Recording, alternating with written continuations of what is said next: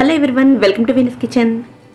బ్లడ్లోని sugar లెవెల్స్ని అదుపులో ఉంచడమే కాకుండా ఐరన్ అలాగే హెల్తీ కార్బోహైడ్రేట్స్ ఎక్కువగా కలిగిన అటుకులతోటి మహారాష్ట్ర స్టైల్లో కందా పోహాని ఎలా ప్రిపేర్ చేసుకోవచ్చో ఈరోజు వీడియోలో చూద్దామండి. ఈ రెసిపీని చిన్న చిన్న మార్పులతోటి మనం ఉప్మాలో ప్రిపేర్ చేసుకుంటూ ఉంటాము. అయితే ఈరోజు కొంచెం డిఫరెంట్గా మహారాష్ట్ర స్టైల్లో కందా పోహాలాగా ప్రిపేర్ చేద్దాము. అందుకోసం ఒక జల్లులోకి 2 కప్పుల మందంగా ఉన్న అటుకులను తీసుకోవాలి. అటుకుల్ని ఒకసారి జల్లించి తీసుకోండి. అటుకుల్లో పొడి ఎక్కువగా ఉంటే వండేటప్పుడు అడుగు పట్టుకునే అవకాశం ఉంటుంది. అందుకోసం ఒకసారి ఇలా జల్లించి తీసుకోండి. జల్లించిన ఈ అటుకుల్ని వాటర్ తోటి 2 లేదా 3 సార్లు క్లీన్ చేసుకుని ఒక ప్లేట్లోకి తీసుకుని పెట్టుకోవాలి. క్లీన్ చేసుకున్న ఈ అటుకుల్లోకి కొద్దిగా ఉప్పును వేసుకుని కలుపుకోవాలి. మనం ఉప్మా చేసేటప్పుడు వేసినప్పటికీ కూడా ఇలా అటుకుల్లో వేసుకోవడం వల్ల అటుకులకి ఉప్పు కరెక్ట్గా సరిపోతుంది.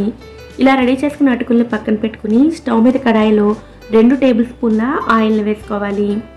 ఆయిల్ హీట్ అయిన తర్వాత 1/2 కప్పు పల్లీలను వేసుకుని లో ఫ్లేమ్లో వీటిని ఫ్రై చేసుకోవాలి. పల్లీలు ఒక 50% ఫ్రై అయిన తర్వాత ఇందులో కొద్దిగా జీడిపప్పులను కూడా వేసుకోవాలి. జీడిపప్పులు పూర్తిగా ఆప్షనల్ అండి, వద్దనుకుంటే స్కిప్ చేయవచ్చు. లో ఫ్లేమ్లో 2 సమానంగా ఫ్రై అయిన తర్వాత వీటిని ఒక ప్లేట్లోకి తీసుకుని రెడీగా పక్కన పెట్టుకోవాలి. ఇప్పుడు ఇదే ఆయిల్లో 1 స్పూన్ ఆవాలు అలాగే 1 స్పూన్ జీలకర్ర వేసుకుని రెండింటిని ఫ్రై చేసుకోవాలి. ఆవాలు జీలకర్ర చిటపట్లాడిన తర్వాత ఇందులో 2 చిటికెళ్ళ ఇంగువ, 2 పచ్చిమిర్చి, 1 రెమ్మ కరివేపాకును వేసుకుని ఫ్రై చేసుకోవాలి. వీటిని కూడా కొద్దిగా ఫ్రై చేసుకున్న తర్వాత ఇందులోనే ఒక పెద్ద ఉల్లిపాయ సన్నని తరుగును వేసుకుని ఉల్లిపాయలను పచ్చివాసన పోయేంత వరకు ఫ్రై చేసుకోవాలి. ఉల్లిపాయలు మరీ సాఫ్ట్గా అవ్వాల్సిన అవసరం లేదండి, పచ్చివాసన పోతే సరిపోతుంది. ఉల్లిపాయలు వేగిన తర్వాత ఒక మీడియం సైజులో ఉండే బంగాళదుంపను చిన్న ముక్కలుగా కట్ చేసుకుని వేసుకోవాలి. బంగాళదుంపలతో పాటుగా 1/2 టీ స్పూన్ పసుపు, రుచికి సరిపడా ఉప్పు, 1 స్పూన్ పంచదారను కూడా వేసుకోవాలి. మహారాష్ట్ర పద్ధతిలో చేసే ఈ కందా పోహాలో బంగాళదుంప, పంచదార ఖచ్చితంగా వేస్తారండి.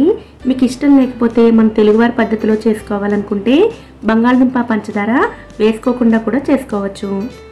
బంగాళదుంపలను 2 నిమిషాల పాటు ఫ్రై చేసుకున్న తర్వాత ఇవి కొంచెం సాఫ్ట్గా అవడం కోసం 2 టేబుల్ స్పూన్ల వాటర్ని వేసుకుని మూత పెట్టుకుని మీడియం ఫ్లేమ్లో 3-4 నిమిషాల పాటు ఉడికించుకోవాలి. 3-4 నిమిషాల తర్వాత మూత తీసి ఒకసారి బంగాళదుంపలను చెక్ చేయండి. ఇలా ఈజీగా బ్రేక్ అయితే సరిపోతుందండి, మరీ మెత్తగా ఉడికించక్కర్లేదు.